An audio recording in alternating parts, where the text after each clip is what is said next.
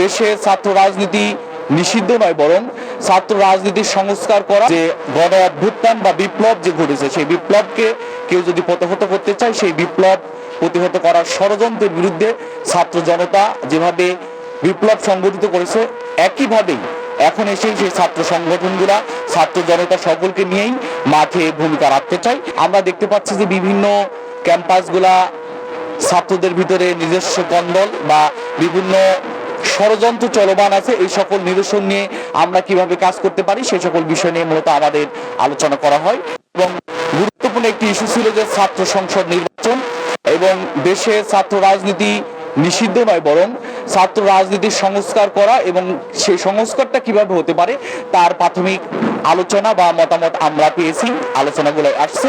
এবং এই ব্যাপারে সকল ছাত্র সংগঠনগুলো একমত যে ছাত্র সংগঠন বা ছাত্র রাজনীতি নিষিদ্ধ নয়, বরং সংস্কারের মধ্য দিয়ে ছাত্রদের পক্ষে ছাত্ররা যেটা চায় সেই সুন্দর পরিবেশ সৃষ্টি করার মধ্য দিয়ে মেধার বিকাশ ঘটানোর পরিবেশ সৃষ্টি করা, এবং সকল ছাত্র সংগঠন ক্যাম্পাসে অবস্থান নিশ্চিত করার মধ্য দিয়ে একটা সুন্দর পরিবেশ বজায় রাখা, এরকম কিছু বিষয় নিয়ে আমাদের আলোচনা করা হয়। এবং সেই সাথে গুরুত্বপূর্ণ আরেকটি বিষয় নিয়ে আজকের এই মত বিনিময়ে আলোচনা করা হয়, সেটা হলো যে শিক্ষা সংস্কার।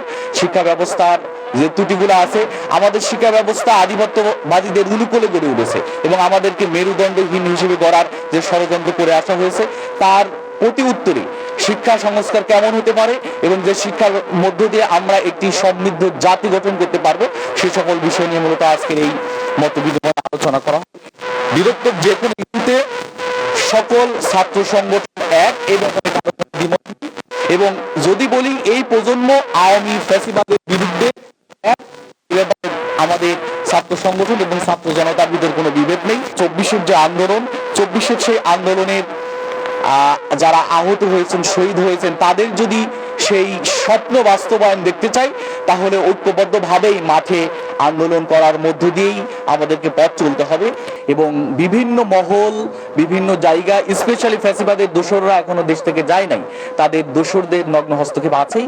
তারা তো নিঃসন্দেহে তারা এই ধরনের ক্যাম্পাসগুলোতে অস্থিতিশীল পরিবেশ সৃষ্টির জন্য প্রচেষ্টা চালিয়ে যাচ্ছে। আমরা বাংলাদেশের ম্যাক্সিমাম সকল ছাত্রদল সহ সকল সংগঠনকে ইনভাইট করছি, আমরা সবাইকে দাওয়াত দিয়েছি, অনেক ছাত্র সংগঠনে আসছে। এখন হয়তো তাদের নিজস্ব কোনো ব্যস্ততা বা তাদের কোনো সাংগঠনিক কার্যক্রমের ব্যস্ততা থাকার কারণে হয়তো উপস্থিত হতে পারে নাই, তবে তাদের সাথে আমাদের ব্যক্তিগত যোগাযোগটা খুবই চমৎকার, এবং আমরা আমাদের বিভিন্ন মিটিংগুলোতে তাদেরকে রেগুলার ইনভাইট করে থাকি।